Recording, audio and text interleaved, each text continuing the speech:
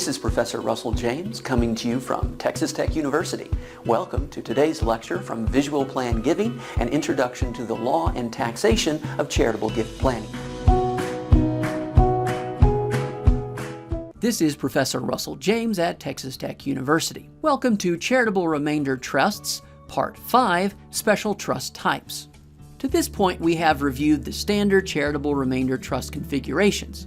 There are, however, a variety of different charitable remainder trust structures that have received support from the IRS and tax courts.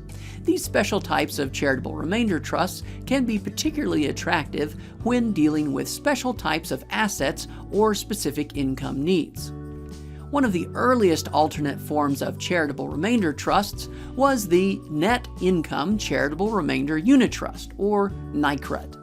This trust operates like a standard charitable remainder unit trust, but with the exception that payments to the annuitant will be limited to the lesser of trust income or the unit trust percentage.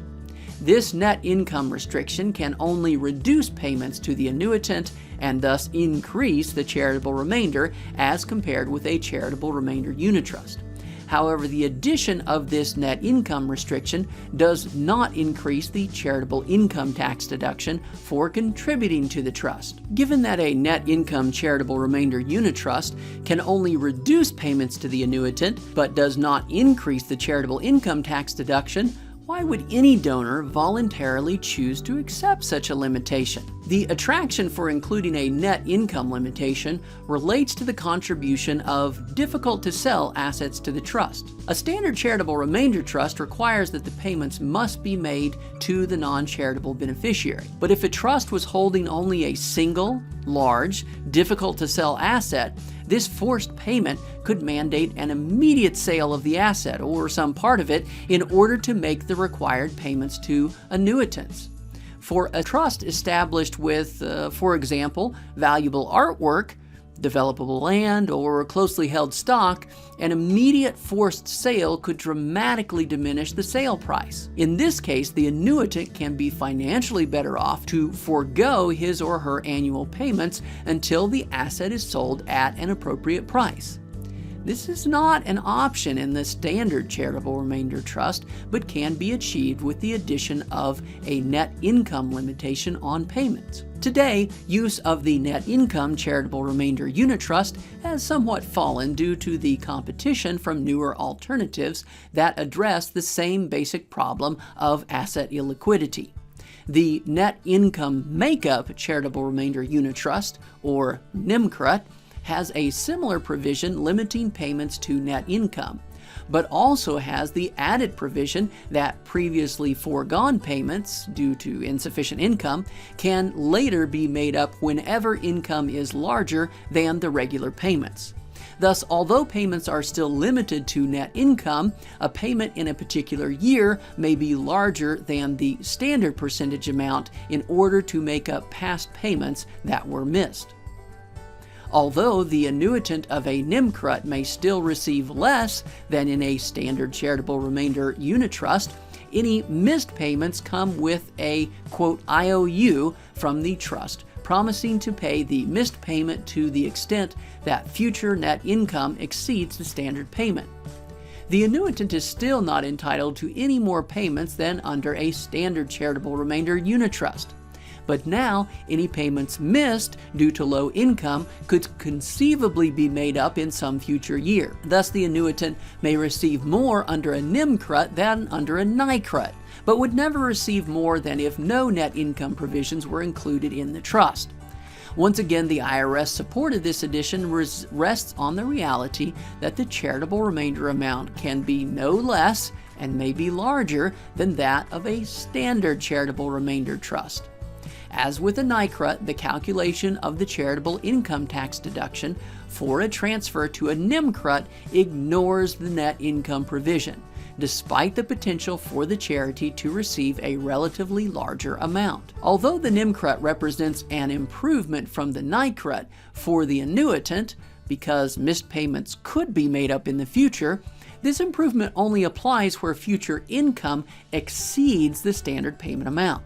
If future income never exceeds the standard payment amount, then the IOU from the trust will never be paid, and the NIMCRUT will be no better than a NICRUT. Further, it can easily be the case that the NIMCRUT pays less than the standard charitable remainder unit trust if future income is insufficient to make up all previous underpayments due to the net income provision. This difficult reality led to the creation of the next generation of charitable remainder trust variation, referred to as a Flipcut. The Flipcut is a NICRUT or NIMCRUT that, upon the occurrence of a trigger event, converts to a standard charitable remainder unit trust for the remainder of the life of the trust. Once again, the charitable income tax deduction remains unchanged as compared with a standard charitable remainder unit trust. This combination allows for the trust to hold a difficult-to-sell item for any length of time without forcing a sale due to mandatory payments. But once the item is sold, the trust can flip to a standard charitable remainder trust with no net income limitations. Common trigger events permitted to generate such a flip from a NICRUT or NIMCRUT to a standard CRUT include the sale of a difficult-to-value asset or the annuitants reaching a specific age. Thus, a Flipcut can be used both for difficult-to-sell assets and to address retirement planning needs where the annuitant may want to postpone receiving payments until reaching a retirement date. In a Flipcut, prior to the trigger event, the annuitant receives the lesser of the fixed percentage of trust assets or income from the trust. Once the trigger event occurs, the annuitant receives a fixed percentage of trust assets for the remainder of the duration of the trust without regard to the trust's income. Note that once a trust is converted to a standard CRUT as a result of the trigger event, there will be no makeup of any past missed payments. Prior to the trust flipping, a makeup payment could have been possible if the flip CRUT was initially a NIMCRUT, but no makeup payments are allowed once the trust converts to a standard CRUT. Suppose, for example, the donor funded a 5% flip CRUT with a non-income producing piece of land worth $1 million. Before the land was sold, the trust would receive no income and thus would make no payments to the annuitant. However, once the land was sold, the trust would convert to a standard CRUT and the annuitant would receive 5% of the trust assets each year for the duration of the trust. This 5% is fixed and would not change regardless of how much income is earned in a particular year. When charitable remainder trust payments are limited to income, either permanently or for a time prior to flipping into a standard CRUT, the trustee can gain substantial control over the payment stream simply by changing the underlying investments. There are a variety of investments that offer opportunities for appreciation but produce little or no income. Examples include non-dividend paying growth stock or limited partnership interests, artwork and collectibles, and developable land. When such investments held by a NICRUT or NIMCRUT generate no income, no payments would need to be made. Why is this attractive? Consider a situation where the donor wishes to create a source of retirement income for himself, but first wants the assets to accumulate in a tax-free environment for several years. The donor can create a flip CRUT, converting from a NIMCRUT to a standard CRUT upon the donors reaching age 65. Prior to age 65, the donor trustee can invest in non-income producing assets, ensuring that he will receive no payments and recognize no income. Upon reaching age 65, the trust becomes a standard CRUT and the donor can immediately take a percentage of all assets regardless of the income received by the trust. But what about all of the missed payments? One clever approach is to design the NIMCRUT phase where post-contribution capital gains are specifically defined as income.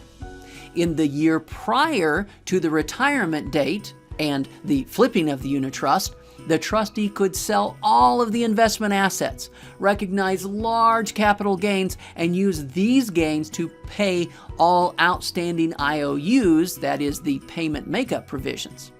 The net effect can be to preserve all of the payments, but postpone their distribution until the desired ages. The distribution need not be so drastic as to make all sales and makeup payments in the final year. These sales and the resulting makeup distributions could be timed over several years to smooth the annuitant's receipt of income. Through the use of these techniques, however, the donor annuitant can design an income stream that matches his or her retirement and tax planning goals. Commercial deferred annuities are an investment which can be designed to generate no income recognition by the trust prior to a decision by the trustee to withdraw funds.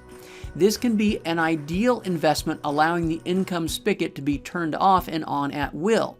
The annuity can accrue income that is not distributed to or recognized by the trust until payment is requested by the trustee. Once income is desired, the annuity can immediately be paid to the trust, creating a flood of income that can be used, in the case of a NIMCRUT, to make up past foregone payments. This relies in part on a special provision in the income tax code which treats payments from an annuity contract as entirely ordinary income if the annuity is owned by a trust.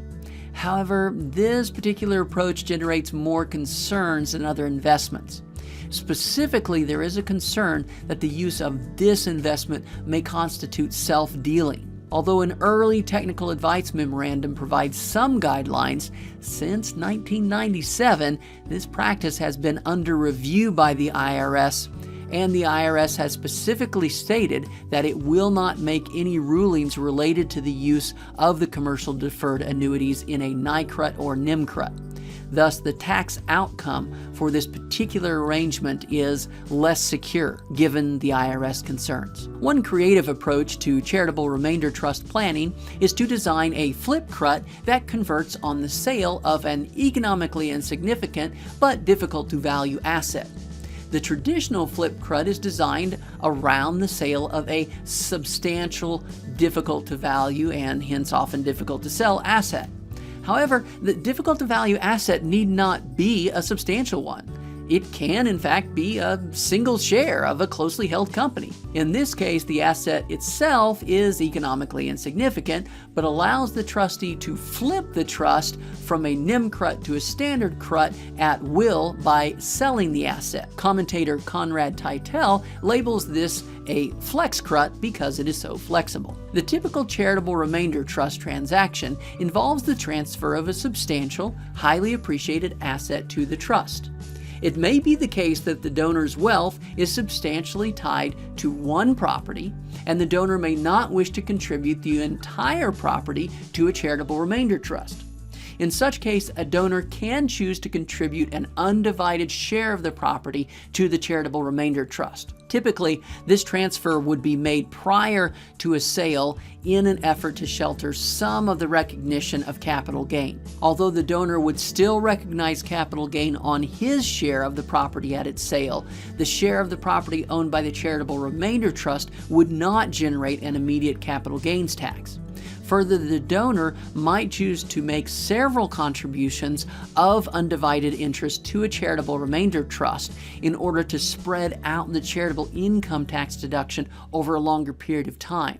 For example, by donating 10% undivided interest each year for 10 years, the donor creates 10 years worth of charitable income tax deductions rather than one large deduction in the first year. This may help to coordinate the charitable deductions with the income limitations on such deductions. Although charitable income tax deductions exceeding income limitations may be carried over for up to 5 years, spreading out the transfers may result in larger deductions due to the appreciation of the underlying property. This has been Charitable Remainder Trust Part 5, Special Trust Types by Professor Russell James at Texas Tech University. Join us for the next and final lecture on Charitable Remainder Trusts, Part 6, Solutions and Problems.